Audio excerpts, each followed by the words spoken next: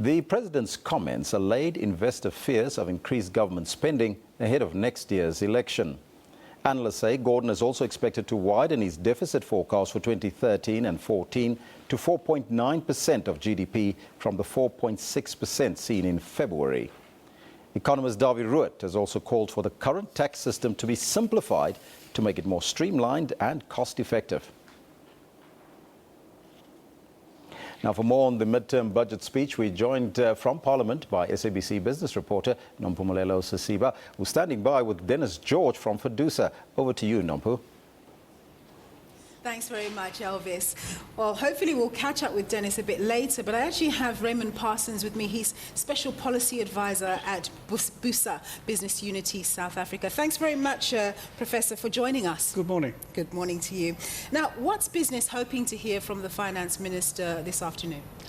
Well, I think that business, like the rest of South Africa, wants to see an economy in the years ahead which is bigger, stronger and better than we are at the moment. We want a vision for the future, and that, of course, is now provided by the National Development Plan. And an event like the so-called mini-budget is a very important milestone on this road, because we know what the challenges are of unemployment, of poverty, of inequality, and we're not doing as well as we ought to do. I think that's agreed. We also face the risk of a further downgrade by the credit rating agencies. We want to avoid that if possible. So I think what business is looking for in the mini-budget today are really three things. I'd say firstly, for the government to reaffirm its commitment to the National Development Plan. That's very important. One can't say that often enough. Secondly, how it is to be financed is quite important. Some of the money is in the kitty already, but there are a number of proposals in the National Development Plan which still require to be funded. So we don't want to go into the future with unfunded mandates under the NDP. And the third is to send out a message from government and from the country to people like the credit rating agencies that we've got our public finances under control, that the government's checkbook is under control, and for the taxpayer out there, whether in business or elsewhere, that we want to give them value for money from the public sector, for the amount of money that is collected in taxes. So as the Minister of Finance rolls out his 3-year spending plan, which is what the mini-budget is, it's now got to be increasingly aligned with the longer-term vision of the country. And I think that's really what business will be looking for in today's mini-budget. Now, it seems as though government is quite keen to push through the employment tax incentive, but obviously there are wrangles with certain unions about that, particularly its alliance partners. If everything goes ahead, how important or significant will this measure be in creating employment? Well, that's one of the issues that was, in fact, recommended by the National Development Plan, and business is pleased to see that it's now in Parliament. It does need to be debated properly, and it needs to be implemented soon. In our submissions on it, we will be unpacking exactly what has been proposed, because the disincentives to youth employment are so high that you really have to do a worthwhile job on the tax incentive side. So we will be testing it from that point of view. We believe it's important that it should happen, it should be implemented, and the more attractive it is, the better you can be sure of a response from employers. That, of course, is only one tool that we have to use.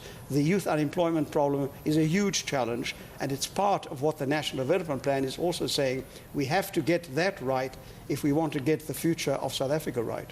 Now, you talk about it being attractive. Presumably, it needs to be attractive not only to business, but also to the people who are going to benefit from the incentive. Of course. So, in terms of skills development, surely that should be something that's factored in, that you're not just going to put people in jobs that are dead-end jobs, but those where they can grow and develop. Absolutely. It's got to be a sustainable formula for everyone. It's got to be a win-win situation. So in our engagement as business with Parliament and the other decision makers, we'll be looking to those aspects. We want it to succeed. We do have to introduce youth to the world of work on a far larger scale. if we want to make a big difference in the future. Right. And just in terms of Pravin Gordhan's speech on the budget deficit, how important is it that he allays fears among foreign investors?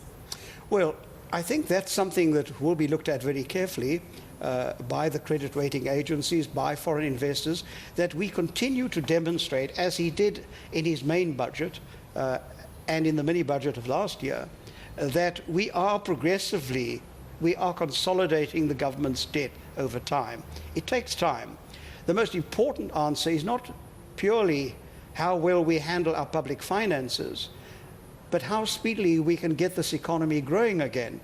Because obviously, if we can improve on a 2% growth rate of this year, then there'll be more taxpayers, there will be more tax revenue.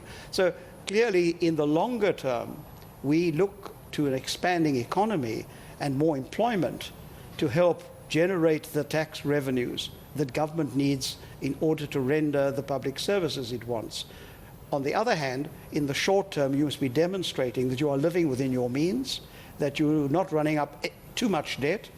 And I think that what has been planned by the Treasury in gradually winding down the debt of government over a few years, that is the progress report that I believe the markets and business will be looking for in the mini-budget this afternoon. Now, I know one of the things that business has been concerned about is the proposed carbon tax. Are you hoping that the Minister will speak on that and be more favourable to business? Well, we've already made our submissions to the National Treasury on how we see the carbon tax and whether it's still appropriate at this point in time to proceed with it, and there will be a further debate. Normally, the mini-budget is not a speech about taxes. It's about the spending side. Normally, in the main budget, you then look at what you're going to do on the tax side. So we will have to possibly wait until February to get any further statement from the National Treasury on the carbon tax. That's unless they react in the meantime to some of the submissions that have been made by various stakeholders to the National Treasury on how they see the carbon tax and what they think should be done about it. So I'd be surprised if anything extensive or definitive is said today about the carbon tax. Now, I don't know whether the Minister will speak directly to Labour legislation, but what sort of impact do you think the latest Labour legislation bills that have been approved by Parliament, what sort of impact do you think those will have on creating jobs? Well, I'd be surprised if in the mini-budget he would want to extend himself to talking about these issues of labour legislation. I can only put on the record that as far as business is concerned, we believe that your labour law has to be employment friendly. We don't think that some of these proposals are, in fact, so employment friendly, and we have strong reservations about them. They've not yet been finalised. And I think we still want to make some further input, because at the end of the day, when we look at the high levels of unemployment in this country, there must be something wrong with the functioning of our labour market. There are issues we need to address. And indeed, once again, it will have to be done on a collective basis. You can't take any unilateral decisions, but you must take some firm decisions about what you want eventually as an efficient labour market, whether it's skills development or other structures around the labour market or the standards you set in the labour market. And this too, once again, it comes back to the longer term vision, which needs to be reaffirmed today in the broad sense that the National Development Plan also says, look, this is one of the areas, those are some of the nettles you will have to grasp. And perhaps once the election is out of the way, it will be easier to take those decisions, because at the moment I think all political leaders are now really becoming distracted by the prospect of an election, and understandably that's where their energies and their focus is going.